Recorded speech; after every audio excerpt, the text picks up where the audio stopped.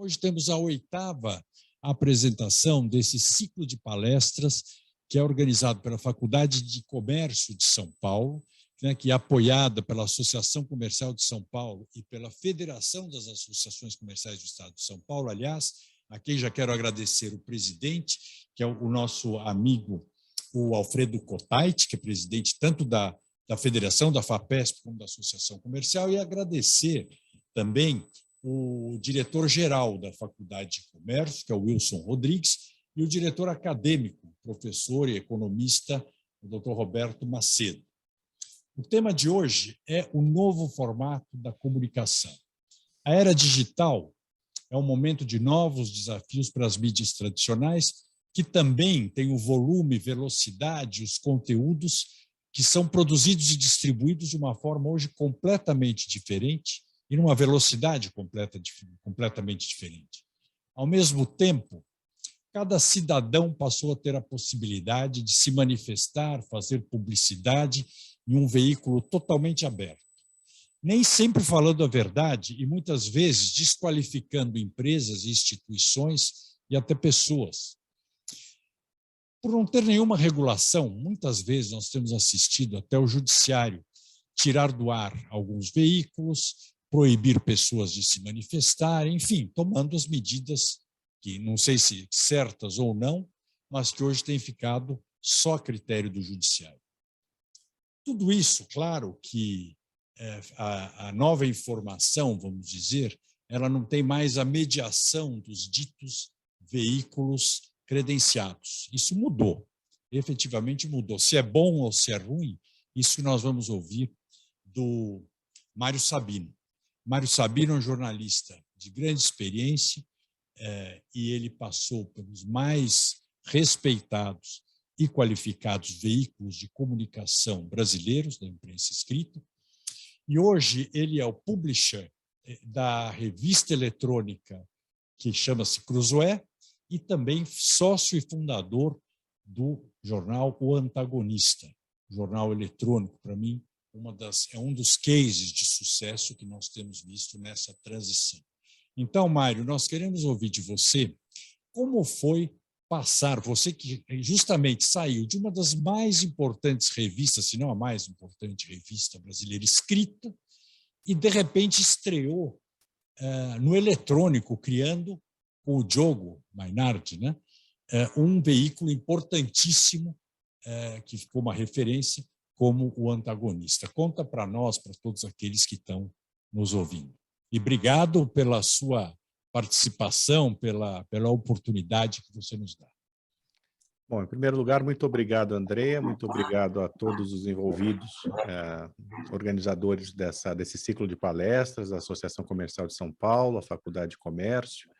É um prazer e uma honra estar aqui para falar para vocês.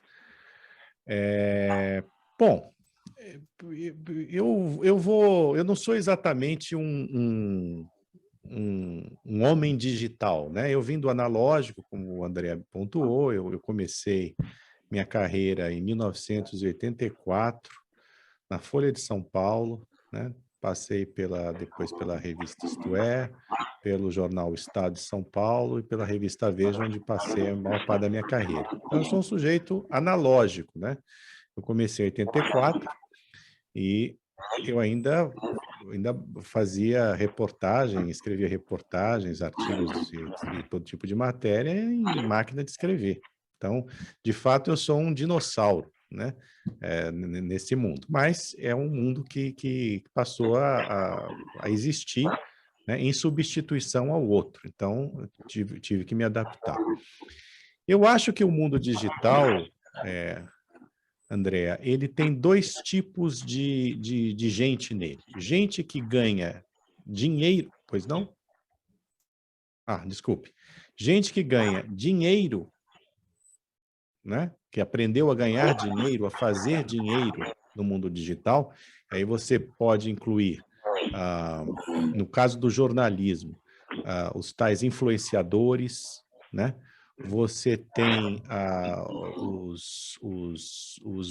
as TVs que se transformaram, né? Quer dizer, as rádios que se transformaram em TVs graças ao digital, sem precisar de toda aquela parafernália televisiva, né?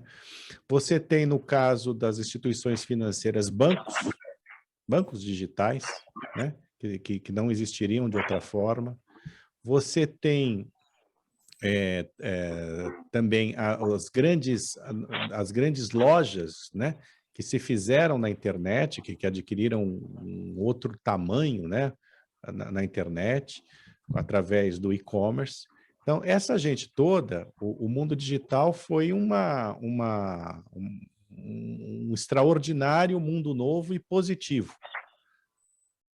No caso do jornalismo, já é o contrário, né? A gente está tentando sobreviver no mundo digital. O mundo digital nos tolheu receita publicitária, nos tolheu assinantes, ou pelo menos assinaturas mais caras, né, que possibilitavam a sobrevivência dos veículos em outras dimensões, em termos de redação, né, de estrutura.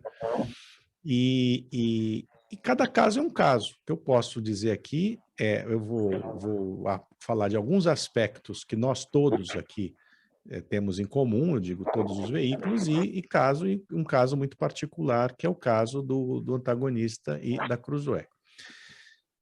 No caso do jornalismo, veja, para vocês terem uma ideia, quando eu trabalhava na revista Veja, e a revista Veja na época tinha uma tiragem de 1.200.000 exemplares, né?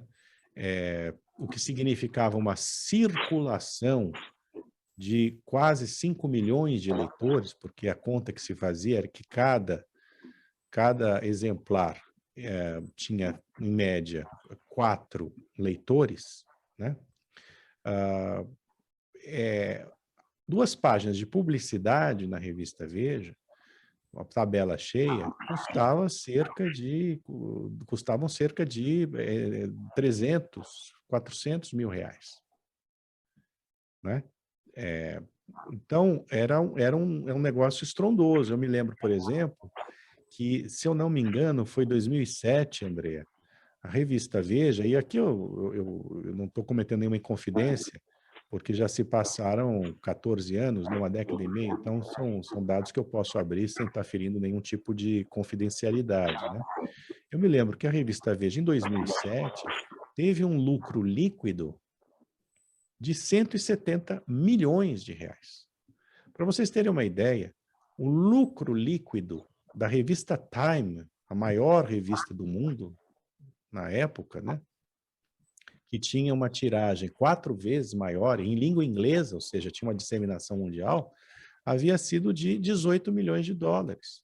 Eu não me lembro aqui exatamente qual era a paridade ali entre o câmbio, né, na época, entre o dólar e o real, mas era certamente bem menor do que o de hoje. Então, assim, era um lucro fabuloso, né? Evidentemente fruto de um trabalho conjunto da área editorial, da área comercial, da área de distribuição, né, da história da revista, mas enfim, foi o maior lucro obtido. Eu me lembro do Roberto Tivita, o saudoso Roberto Tivita, brindando conosco, né, o extraordinário sucesso que nós havíamos alcançado, né, tanto em termos editoriais como em termos financeiros. Então, e os números dos outros veículos não eram tão vistosos, mas certamente também eram muito bons, né? Você chegou a ter jornais no país que, por uma série também de ações de marketing e tudo mais, como o caso da Folha de São Paulo, chegou a ter 1 milhão de exemplares, né, por dia, certo? E hoje todo mundo diminuiu de tamanho e alguns até desapareceram, porque, de fato, hoje o impresso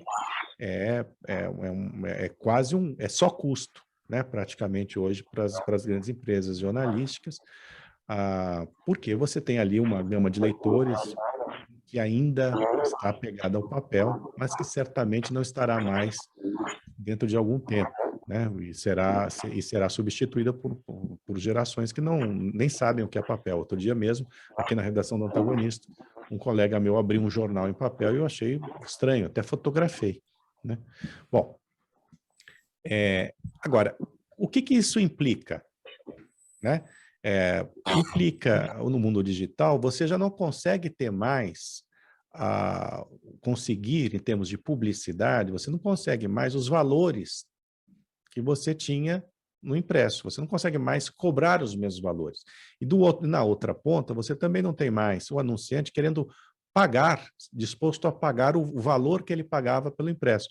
O que parece um pouco interessante, né? Quer dizer, curioso, porque no digital o alcance é muito maior, né? Teoricamente é muito maior do que no impresso, né? Mas todos esses valores, sejam os tangíveis, sejam os intangíveis, eles foram subvertidos pelo mundo digital. Então, hoje, um anúncio, um banner, né, num site, obviamente, não custará o mesmo que as duas páginas, uma página dupla da Veja, impressa, ou de qualquer outro veículo impresso, de 15, 20 anos atrás. É muito menos. Inclusive porque os veículos eles podem fazer acordos diretos com o anunciante, certo? Os tais deals, né? Mas esses deals não chegam nem perto do que pagavam essas empresas para os veículos impressos. No entanto, a venda direta, como a gente chama, costuma ser uma parte apenas do que nós faturamos. Eu digo nós, todos os veículos digitais. Uma grande parte da receita é obtida pela chamada mídia programática. O que é a mídia programática? Você tem o Google e uma série de empresas que concorrem com o Google e que são acionadas pelos anunciantes, ou vão até os anunciantes, e vendem aos anunciantes o seguinte: bom, você anuncia conosco, eles são intermediários, certo? São os pulverizadores de publicidade. Você anuncia conosco, você nos paga um X e nós colocamos isso em centenas de sites, os sites que você quiser, certo? E aí, desse dinheiro, os veículos ficam com uma parte ínfima. Ínfima.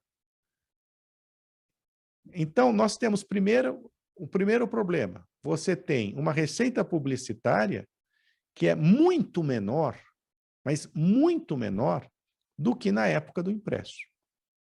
Porque você tem anunciantes não querendo pagar o valor que pagavam, e você tem esses intermediários, né, que ficam com boa parte da receita publicitária e que são capazes de colocar isso em infinitos lugares, infinitos sites.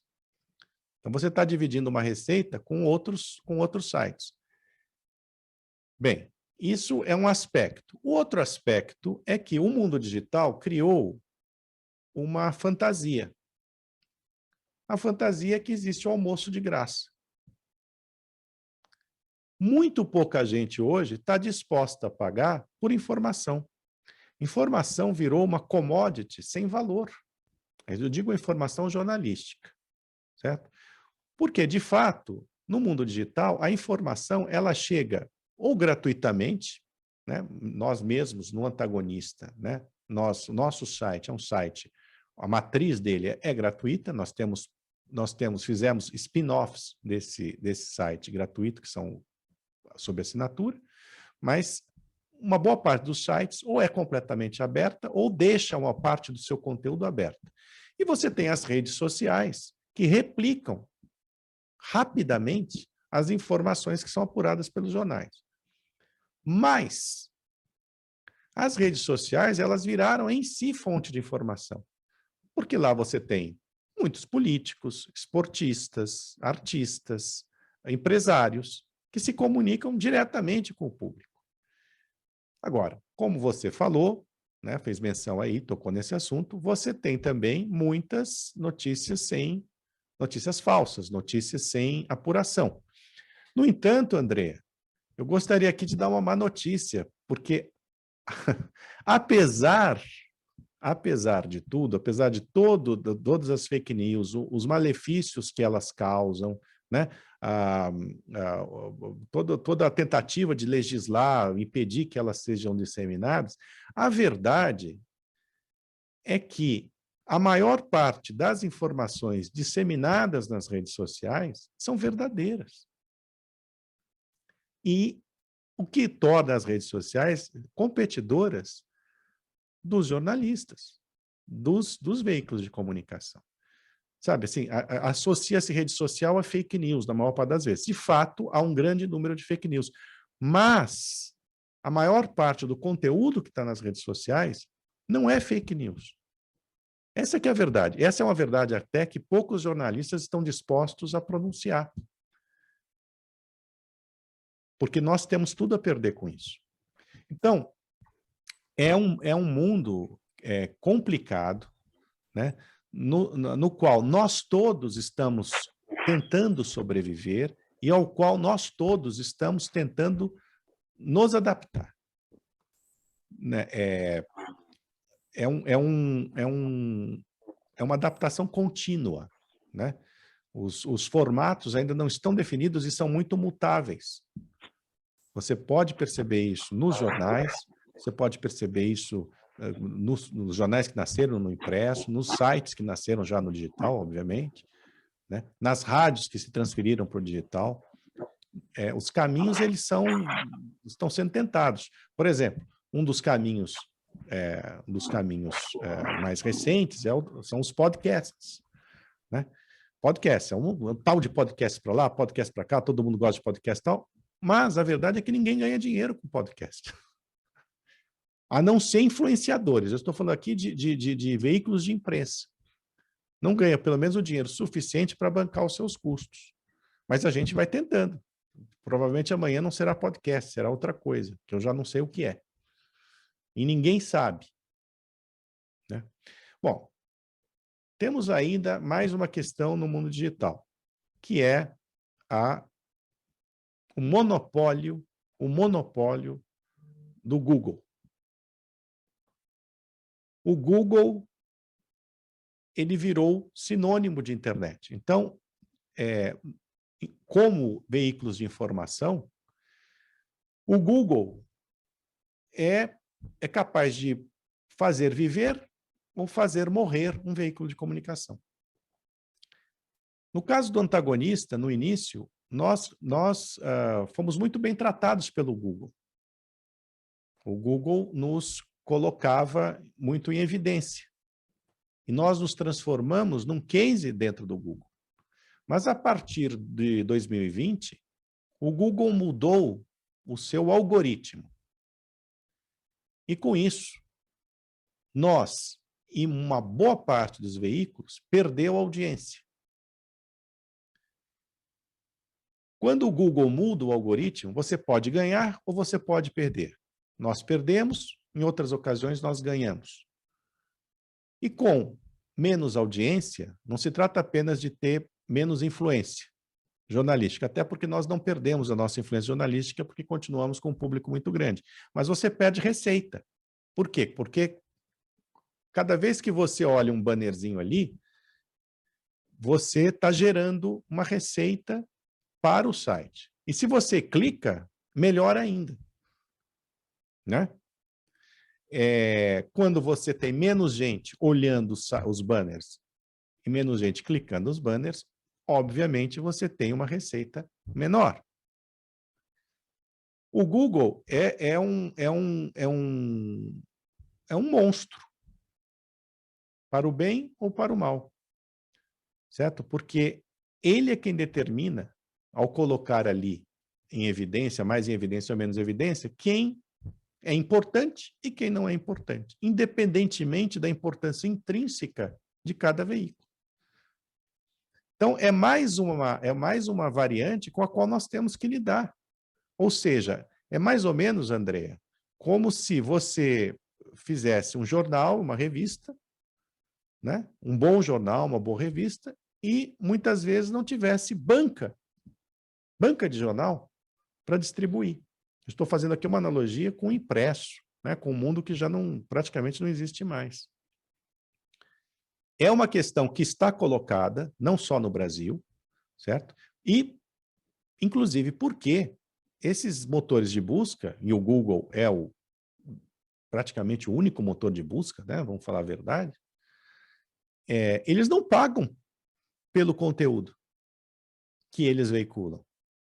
Então, olha, eu diria que é quase o golpe do século, porque eles fazem dinheiro com publicidade, inclusive porque todos os seus concorrentes são obrigados a fazer os leilões por espaço no marketplace do Google.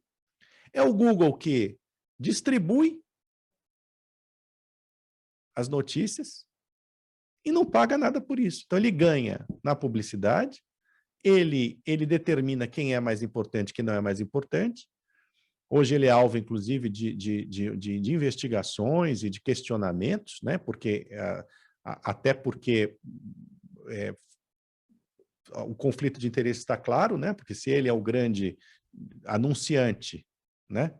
Ou o grande intermediário de anúncios, e, ao mesmo tempo, ele é o grande difusor dos sites de notícias, ele está nas duas pontas. Então, ele pode estar privilegiando onde ele ganha mais, por exemplo. Né? É uma questão que está colocada. Para escapar um pouco desse círculo, assim, diante das reclamações e dos questionamentos todos, tanto o Google quanto as redes sociais, que também veiculam notícias, né, eles agora estão pagando a alguns veículos, né, um valor mensal em contratos, né, para colocar esses veículos no que eles chamam de bancas, ou seja, mais em evidência, né? Nos sites, nos motores de busca e nas redes sociais. Mas é um dinheiro que, mesmo assim, não cobre as necessidades do jornalismo. Jornalismo, gente, é uma atividade cara. Se você faz jornalismo mesmo, é uma atividade cara, porque você exige adestramento dos profissionais para fazer, por exemplo, reportagens investigativas, né, para você ter bons artigos de opinião, né, isso requer formação. Né? E você requer tempo. Né? Uma reportagem investigativa demanda tempo. Então, muitas vezes, o repórter fica de 3, muitas vezes, meses, 3 a 4 meses, né, para fazer uma reportagem, para reunir os documentos, evidências, checar, apurar, entrevistar. E muitas vezes, então, ele sai do dia a dia para fazer essas reportagens de longo fôlego, de um fôlego mais longo, longo curso. É uma atividade cara. Veja, quem está nos assistindo ou nos ouvindo pode achar que isso aqui é um vale de lágrimas, né? Agora, tem um aspecto também, um aspecto positivo, né? Eu, por exemplo, hoje, só posso ser dono de um jornal porque eu não preciso comprar papel, eu não preciso imprimir, eu não preciso distribuir, né? Para vocês terem uma ideia, da mudança de paradigma, né? A revista Veja, sobre a qual posso falar com mais propriedade, porque passei quase 20 anos lá, e da qual eu fui o número 2, né, o redator-chefe. O papel era comprado, não sei hoje, o papel era comprado, André, na Finlândia, porque a Finlândia tem um tipo de pinheiro lá que faz um bom papel para a revista. Então, veja só, o pinheiro do qual o papel da Veja era extraído demorava 40 anos para crescer, para ficar no tamanho exato para ser cortado. Esse pinheiro, então, depois de 40 anos, era cortado, certo? A tora tinha que ser transportada num caminhão até uma fábrica, uma indústria, para que esse tronco fosse transformado, a celulose desse tronco fosse transformada em papel, certo? Esse papel vira uma bobina, aí pegavam esta bobina, colocavam num caminhão ou num trem, que é transportada até o porto mais próximo, colocado, içado essa bobina para ser colocada num navio. O navio vinha para o Brasil, demorava 10 dias talvez até mais, para chegar ao Brasil. Essa bobina, para ser descarregada em Santos, demorava algum tempo, porque tem uma papelada burocrática, né? Depois, sei lá, de uma semana, essa bobina finalmente era liberada, colocada num outro caminhão, que subia a Serra de Santos e até a sede da Abril, a gráfica da Abril, na Marginal Tietê. Essa bobina era colocada na máquina, tinha que fazer toda uma regulagem da máquina, certo? Depois, imprimia-se o papel dessa bobina, cortava-se o papel dessa bobina para fazer os cadernos da revista, certo? Uma vez a revista confeccionada, era colocada outra vez em caminhões para ser transportada para aeroportos, ou era colocada em carros, bicicletas, enfim, outra vez para distribuir essa revista. Olha só o gasto, o custo disso, inclusive o custo ambiental, né? Que foi deixado de lado, que foi cancelado, que foi eliminado com o mundo digital, com o jornalismo digital. Você não precisa de mais nada disso. Você, com um clique, você dissemina a sua notícia, você distribui a sua notícia para uma audiência infinitamente maior, né? Em alguns casos, do que você conseguia ter com os veículos impressos. Então, isso, de fato, assim, isso foi que permitiu, obviamente, né, a um sujeito como eu, que sou jornalista, sempre fui jornalista, nunca fui empresário, construir o meu negócio. E assim como permitiu também a outros, né? Agora, se você é uma grande empresa que ainda está no papel, como é o caso dos grandes jornais, você ainda tem um custo enorme com o papel.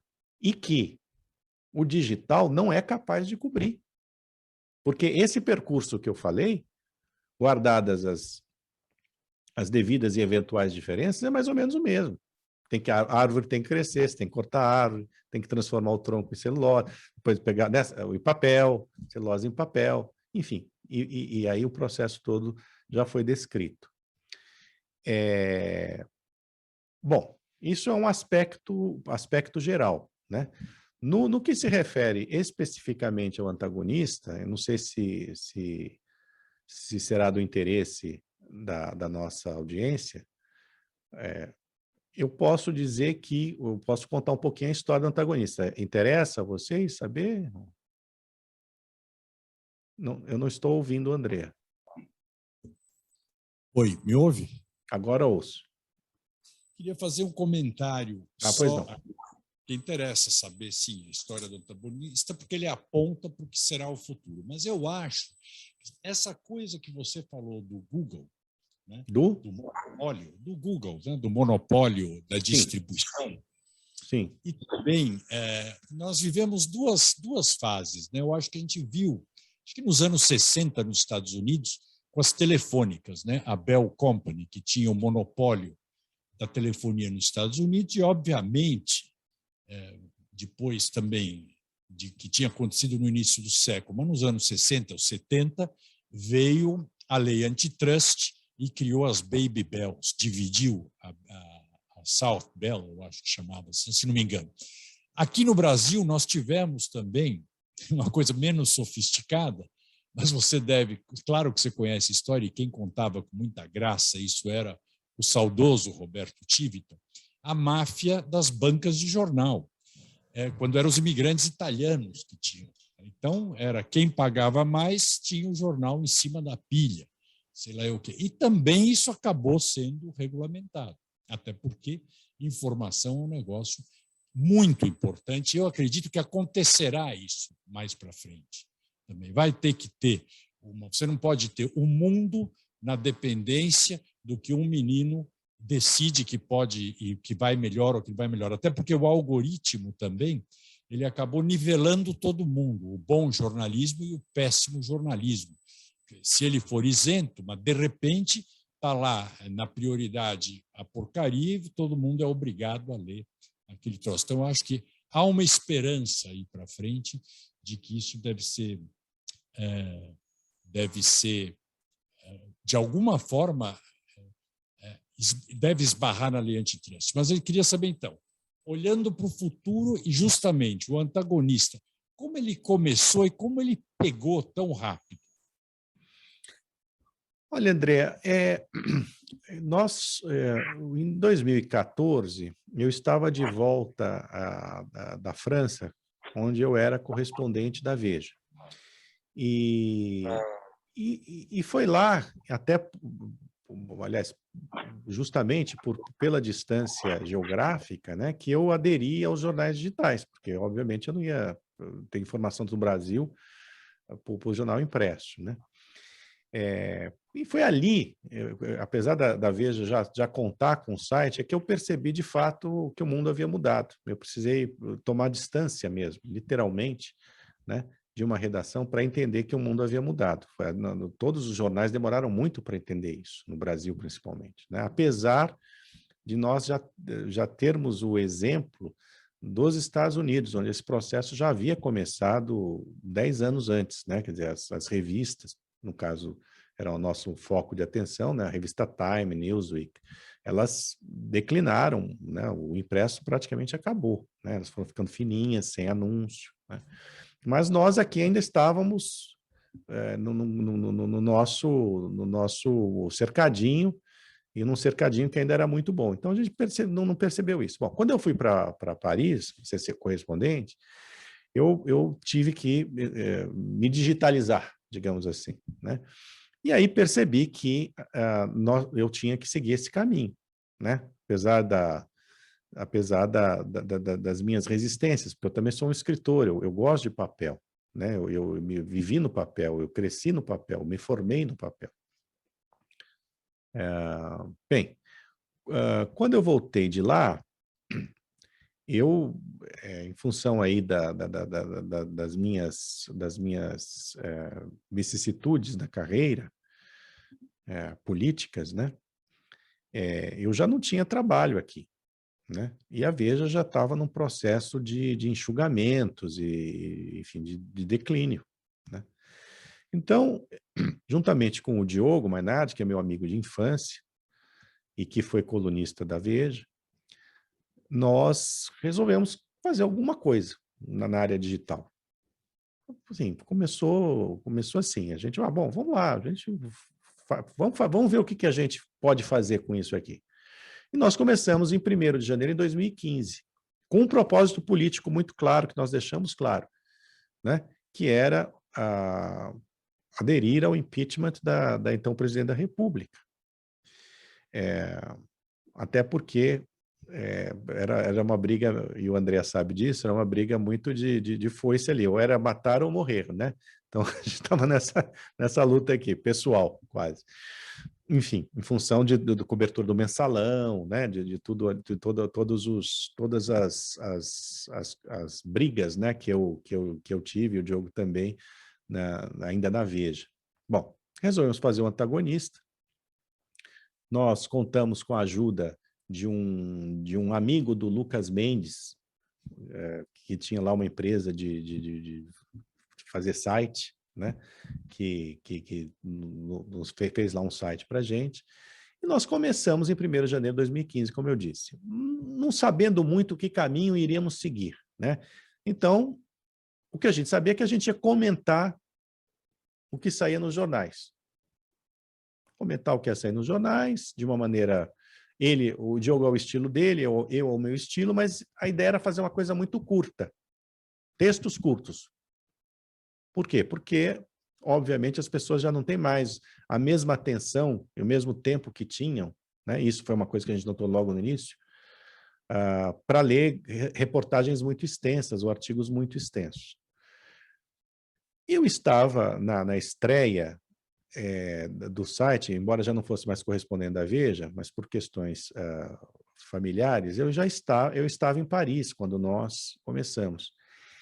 E calhou, Andrea, de ocorrer o primeiro atentado, o atentado justamente a um órgão de imprensa, que foi o Charlie Hebdo, um jornal satírico que foi atingido duramente, teve a sua direção dizimada por fundamentalistas islâmicos. Eu estava jantando perto da minha casa, com sogro, sogra, enfim. E quando eu vi aquilo, você pode imaginar o espanto que foi, a comoção, o tumulto que foi, eu voltei para casa e comecei a noticiar tudo que eu via, tudo que eu ouvia, e amigos passando informações e tudo mais, sobre o atentado. E eu tendo a crer, salvo engano, que eu fui o primeiro jornalista brasileiro a noticiar o atentado ao Charlie Hebdo. E nós começamos a perceber que a audiência aumentou bastante. E eu comecei a fazer posts muito pequenos, muito curtos. Era uma sucessão de posts, né? Eu não esperava consolidar uma série de informações para escrever uma matéria mais longa. Eu fui escrevendo, no calor da notícia, posts muito curtos. Alguns de 3 linhas, 2 linhas, né? E isso trouxe uma audiência, naquele momento, espantosa. E foi aí que nós percebemos que o que nós havíamos previsto para opinião valia também para o noticiário. Ou seja, se nós fizéssemos notícias curtas e dividíssemos, decupássemos a notícia em 3 ou 4 posts, as pessoas prestariam mais atenção e leriam mais rapidamente e com mais interesse do que grandes matérias. A partir daí, então, a fórmula foi feita. Nós chegamos a essa fórmula de fazer posts curtos, certo? Muitas vezes dividindo uma notícia. Então, por exemplo, no Antagonista, um julgamento do Supremo não rende uma matéria, em que você descreve o julgamento inteiro, ou 2 numa... Não. Assim, um ministro faz uma intervenção, nós noticiamos. Né? O outro ministro faz outra, a gente noticia. Aí noticia o resultado à medida que ele vai saindo. Né? E isso foi um achado, né? Juntamente com o nosso formato, que é o scroll infinito, que é perfeito para o celular. Né? As pessoas vinham fazendo sites pensando principalmente nos desktops. Nós partimos diretamente para o celular. Não que a gente tem também versão para desktop, como sabe o leitor do Antagonista. Mas a gente resolveu privilegiar o celular. E essa foi a chave. Então, a nossa fórmula é: hoje a gente tem que ter, até por questões do Google, o Google nos obrigou a fazer posts maiores, porque senão ele não distribui. Aí entra aí o tal do algoritmo, certo? Mas a nossa chave foi fazer posts curtos, né? Decupando notícias, né? E muitas vezes a nossa fórmula inclui um pequeno comentário crítico, pequeno, às vezes é uma frase, no final de cada matéria.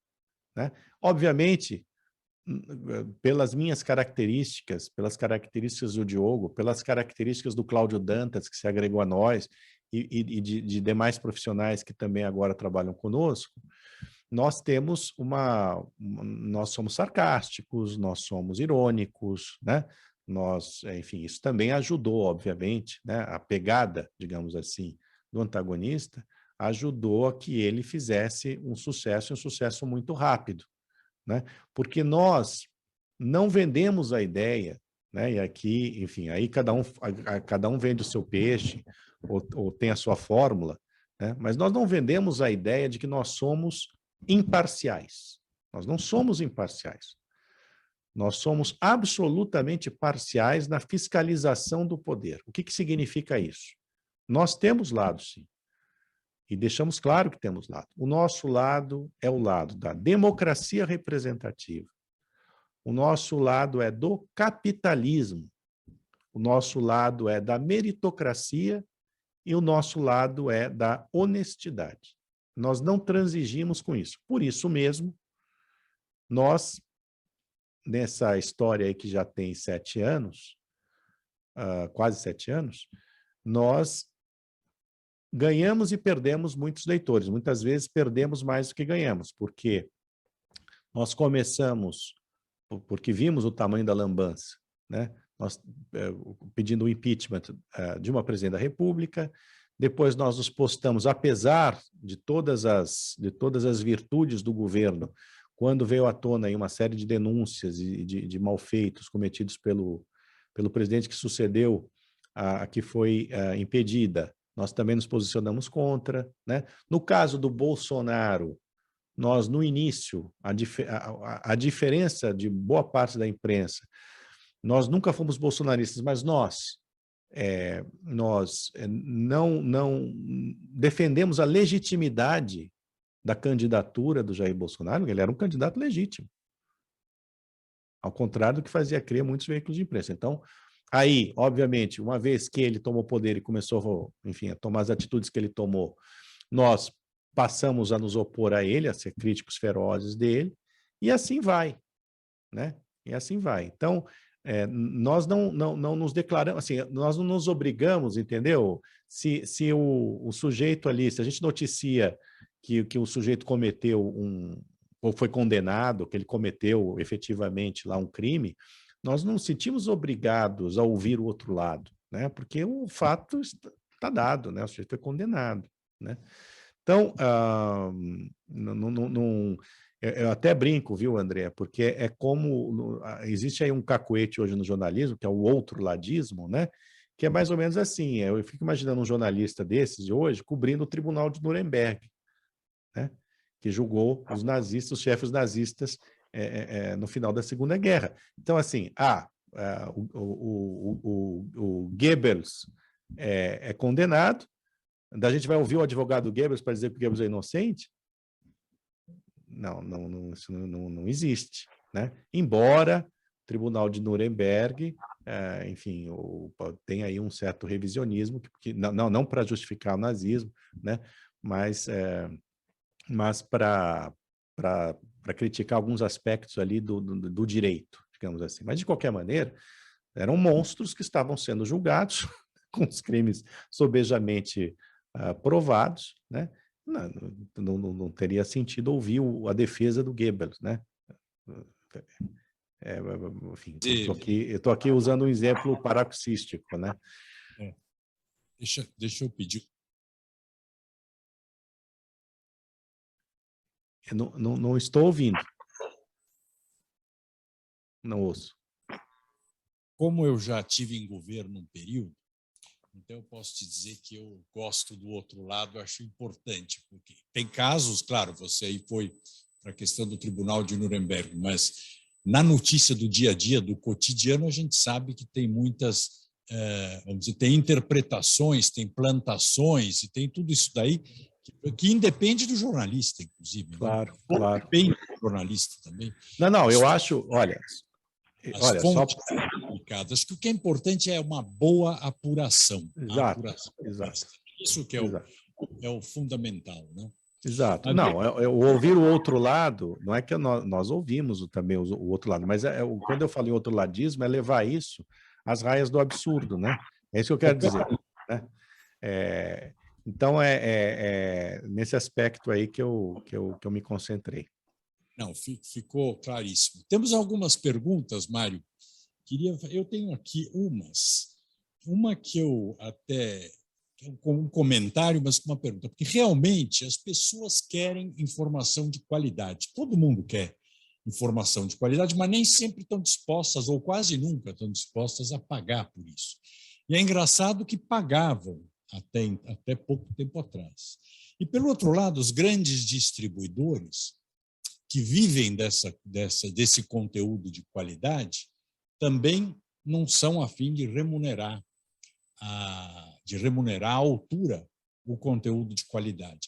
Por isso que eu tenho a convicção de que virá alguma coisa pela frente, porque, como você disse, nós não vamos voltar a plantar árvore, esperar 40 anos, cortar árvore, levar para o porto, em cima do caminhão, vai para o porto, anda 30 dias de navio, enfim, todo aquele ciclo para depois cortar. Tal. E tem a questão ambiental também, independente de ser árvore plantada ou não. Então, a racionalidade vai ter que prevalecer, e a qualidade de informação é essencial no mundo moderno, não só no dia a dia das pessoas, mas para tudo, para negócios, para política. Então, vai acabar tendo algum filtro. Eu acho que volta, de certa forma, uma intermediação credenciada. Quem sabe não por meia dúzia de veículos, mas eu acho que os jornalistas se credenciarão junto à sociedade. Claro que vai ter, muda a quantidade, eu acho, mas alguma coisa acontecerá para fazer um filtro daquilo que é a boa informação. Mas a minha pergunta também é qual você acha que é o perfil do profissional, já que nós falamos, né, da boa apuração e etc. Qual o perfil do profissional? É uma pergunta do Hubert Alkeres. Do futuro, com todas essas mudanças, qual é o perfil do novo profissional da imprensa, do profissional do futuro para a imprensa, para a boa notícia? André, assim, como eu tenho uma equipe e contrato jornalistas, né, tudo mais, eu continuo procurando o mesmo tipo de profissional. Antes de mais nada, o jornalista tem que ser íntegro, né? Ele tem que ter, antes de ser um bom jornalista, ele tem que ser uma boa pessoa, né? Porque a gente está lidando muito diretamente aí com a realidade. Mesmo que o jornalismo seja esse primeiro rascunho da história, como dizia um editor do Washington Post, a gente tem que ser o mais preciso possível nesse rascunho. Eu acho que o profissional do futuro é o mesmo profissional do passado no que se refere à sua base moral e à sua base cultural, né? E educacional. É preciso, veja, se você opta pelo jornalismo escrito, você tem que saber português, né? O que está cada vez mais difícil, né? Os jornalistas, como eu costumo dizer, cada vez mais escrevem com as patas, né? É um negócio complicado, né? Terrível, terrível. A vida de um editor é terrível. E está piorando, porque a gente está pagando o preço da falta de escola, assim como todas as outras profissões, inclusive a classe política, né? Como a escola afundou, obviamente está pagando por esse afundamento agora, né? Então, eu acho que se você tem um jornalista que tem, que tem uma boa capacidade de leitura, de síntese, de transformar, de traduzir na palavra escrita aquilo que ele apurou, aquilo que ele ouviu, aquilo que ele leu, né, em documentos e tudo mais, já é o que sempre foi. É o que sempre foi. Agora, isso eu estou falando de jornalismo escrito. O jornalismo televisionado, seja pela televisão, seja pela internet, no fundo acaba sendo a mesma coisa hoje em dia, né? De fato, eu acho que hoje as novas gerações têm, em geral, uma capacidade de se fazer ouvir um tipo de linguagem que eu, por exemplo, não tenho. Nós não temos a linguagem do YouTube, não temos. Eu não sei fazer, eu sei fazer isso que eu estou fazendo aqui, ficar falando. Mas não é exatamente assim, né, que funciona. Basta ver todos esses influenciadores. Então, há jornalistas que têm a bossa, né, que adquiriram isso, até porque cresceram já nesse meio digital, né, são muito mais jovens, né, que têm essa capacidade de comunicação pela internet que requer um tipo de linguagem que um jornalista mais antigo como eu não tem. Alguns até são capazes de adquirir, eu não sou. Mas eu também nunca fui chegado em vídeo. Então, há programas na Europa, por exemplo, de grandes sucessos, programas de televisão, em que você tem o repórter, que ele mesmo é o cameraman, né? E que vai fazer entrevista e ele mesmo monta, né? Então, talvez, o que eu posso dizer a quem perguntou é que muito provavelmente o jornalista que é capaz de ser câmera, de ser o apresentador, de ser o repórter, de ser o entrevistador, ou seja, que tenha recursos técnicos, né, mais completos, esse talvez seja porque vai custar menos. É simples assim. Porque ele vai custar menos para a empresa. Então, eu acho que talvez seja isso. Agora, sempre tendo essa base, né? O esperado é que ele tenha essa base cultural, educacional e de caráter. Né? Okay. O professor Wilson, vamos lá, tem pergunta dos alunos e sua pergunta também, suas perguntas. Claro. Bom, obrigado, André, e agradeço também o Sabino. Estou aqui encantado com a sua palestra, Sabino, e quero lhe dizer que, por certos alunos também da Faculdade do Comércio, estão bastante felizes e eu estou vendo aqui os comentários no nosso chat, estão acompanhando atentamente. Quero dizer que eu acompanho o trabalho de vocês, tenho lá, fico recebendo as atualizações do Antagonista ao longo do dia, então eu posso dizer que eu estou sempre bem informado. Bem informado, claro, porque o Antagonista é uma fonte de informação séria, né? Como você estava dizendo há pouco, quando você vai buscar um profissional, você procura aquele bom profissional, não importa se hoje a coisa está digital ou não, mas o que importa é que o profissional tem que ser honesto, tem que ser sério, e o Antagonista, ele é sinônimo disso, tá? Olha só, Sabino, eu fiquei, na verdade, aqui bastante concentrado em um momento da sua palestra, que você fala dessa questão do Google banir conteúdos ou tentar, assim, ofuscar algumas páginas ou sites ou conteúdos e tal, né? Isso é um debate no mundo inteiro hoje, né? Eu conheço pessoas que trabalham no Google, tem alguns amigos que trabalham lá, e um dia eu descobri que, na verdade, digamos, esse tribunal de inquisição do Google, tribunal de ética do Google, vamos dizer assim, na verdade, é um tribunal composto por alguns jovens que ficam detectando conteúdos que na visão deles, são conteúdos perigosos, né? E a partir daí eles vetam esses conteúdos, né? E às vezes quem foi vetado não tem nem muito uma opção de contestar aquilo, responder aquilo, enfim. E daí surge esse debate no mundo hoje se é necessário ou não uma regulamentação mais pesada da mídia, né? Se a gente tende a transformar isso em lei propriamente, né? Para que haja, então, um procedimento determinado em lei para que esses grandes veículos ou esses motores de busca possam, então, atuar não de modo deliberado, discricionário, mas atuar com base em um texto escrito na forma de lei. Eu queria saber qual é a sua opinião sobre isso. Se a gente deve ter uma regulamentação nesse sentido, ou você acha que a imprensa tem de ser livre, não pode haver uma regulamentação? Qual que é a sua visão sobre isso, Sabino? Obrigado pela pergunta, Wilson, e pela audiência, pelos elogios. Eu fico muito lisonjeado, muito estimulado também. Eu posso falar por mim, porque eu sei que há alguns colegas, inclusive aqui no site, que não são da mesma opinião, pelo menos quando escrevem parece não ser da mesma opinião. Embora que eu dirija o site, eu não necessariamente todo mundo tem que andar em ordem unida, né? É preciso respeitar a liberdade de cada um também. Eu sou absolutamente contra qualquer regulação nesse sentido. Qualquer regulação. Qualquer regulação nesse sentido levará ao risco de descambar para a censura. E nós já vivemos essa censura. Você falou aí de como as coisas funcionam no Google. De fato, é uma empresa absolutamente... não tem transparência. Você não sabe quais são os critérios de mudança do algoritmo, né?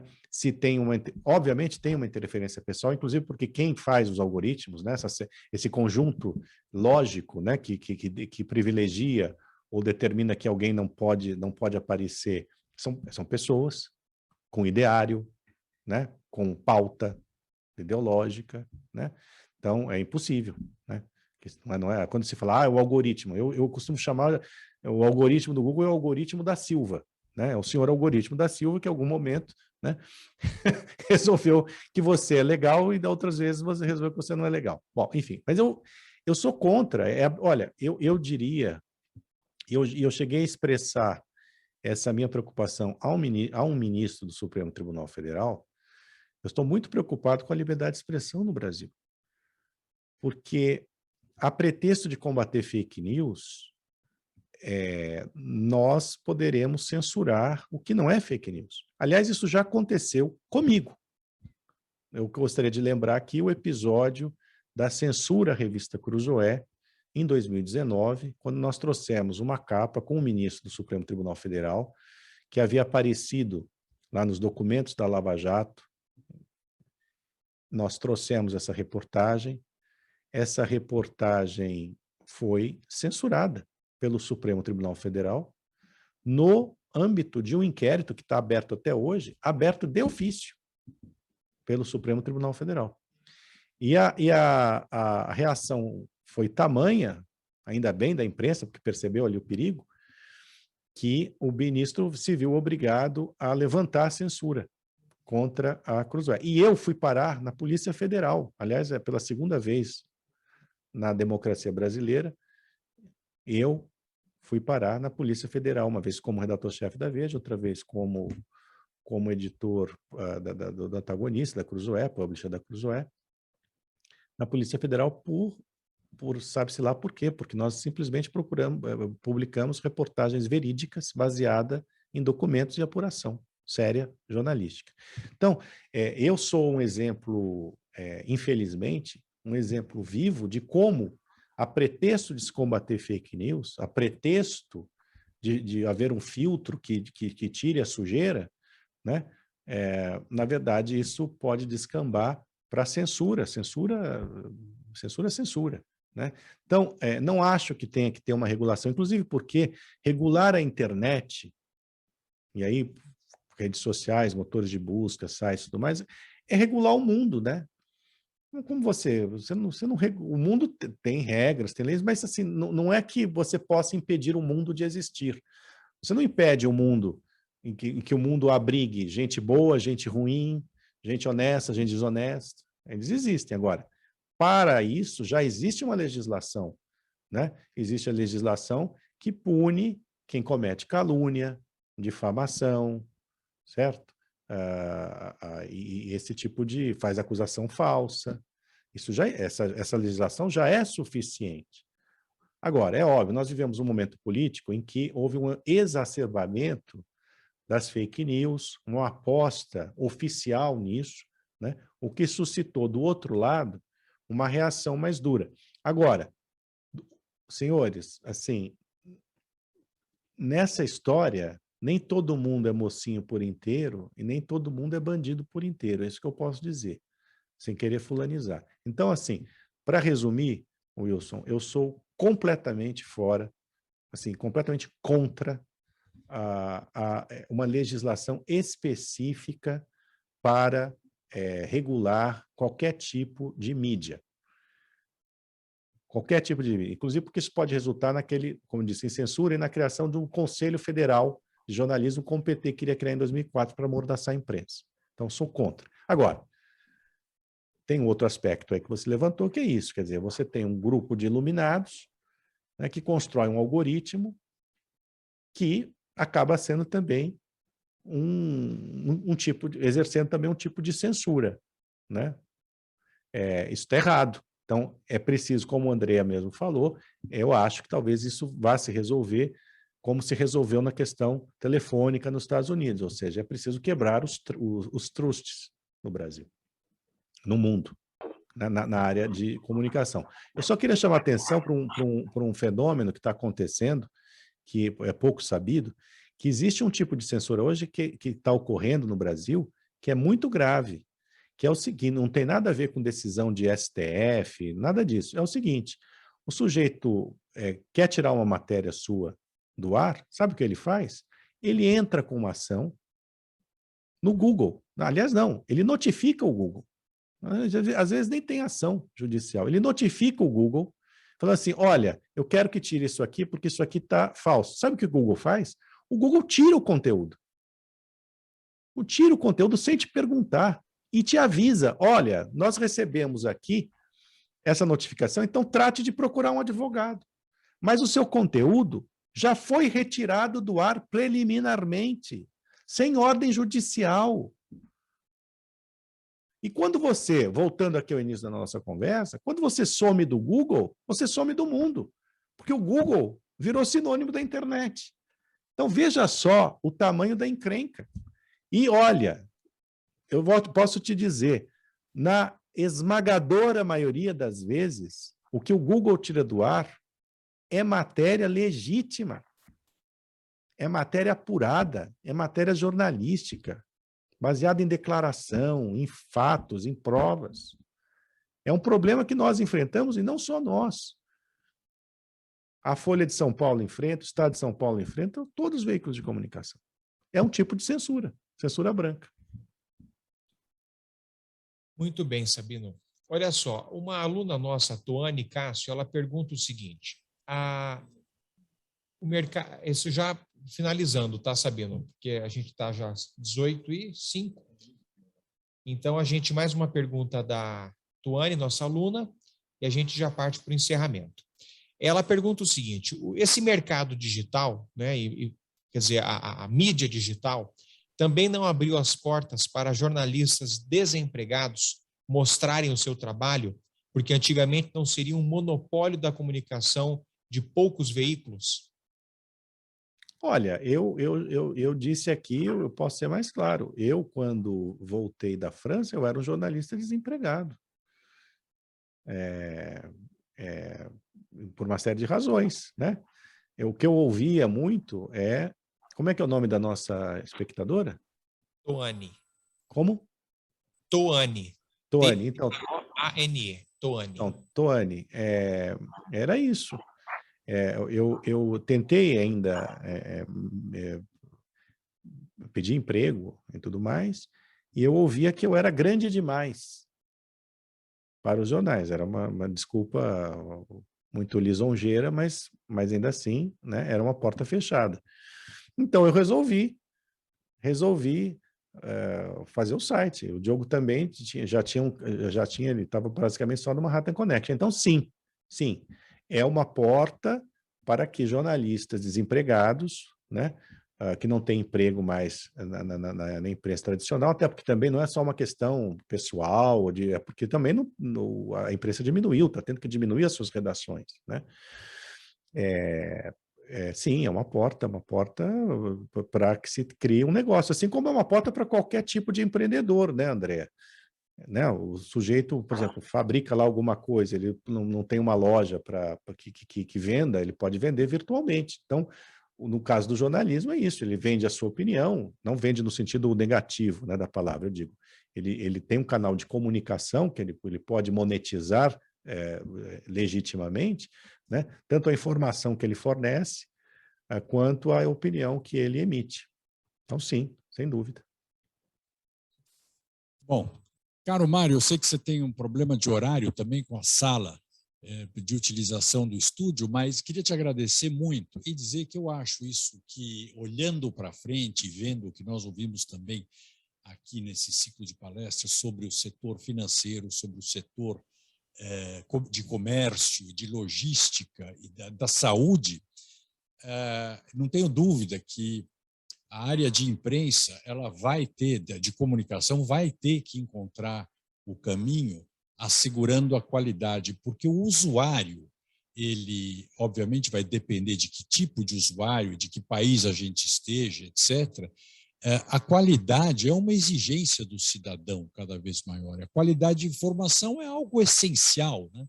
Porque sem informação você não faz nada. É a base da cultura e a base da vida das pessoas. Eu estranho, sinceramente, de que é um setor que foi o primeiro a começar a ter essa revolução e ele realmente está tendo dificuldade, né, de encontrar os nichos, porque as empresas de tecnologia acabaram monopolizando isso. Para quem achava ruim um monopólio aqui, monopólio ou um oligopólio forte de comunicação aqui no Brasil, deve estar arrepiado hoje em dia, ou se arrependendo amargamente, porque caiu num outro monopólio que nós não temos controle nenhum, né? Nenhum. É o que nós assistimos e ouvimos aqui nessa sua apresentação. Queria te parabenizar, você e ao Diogo, que a gente acompanha desde o começo, até pela italianidade também de vocês, acompanha desde o começo a história do antagonista e o antagonista nos acompanha no dia a dia, né? Muito obrigado pelas informações, obrigado por essa oportunidade que você deu aos alunos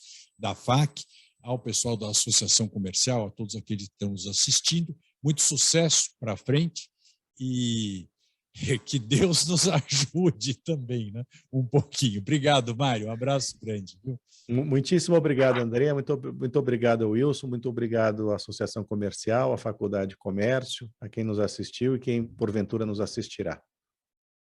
Abração. Um grande abraço, Sabino. Sucesso. Um abraço. A quem está nos vendo, quem está nos ouvindo, muito obrigado pela audiência de vocês. Semana que vem nós continuamos com o nosso ciclo de palestras, Caminhos do Futuro, né, que está chegando também no seu final. Muito obrigado, até a próxima semana.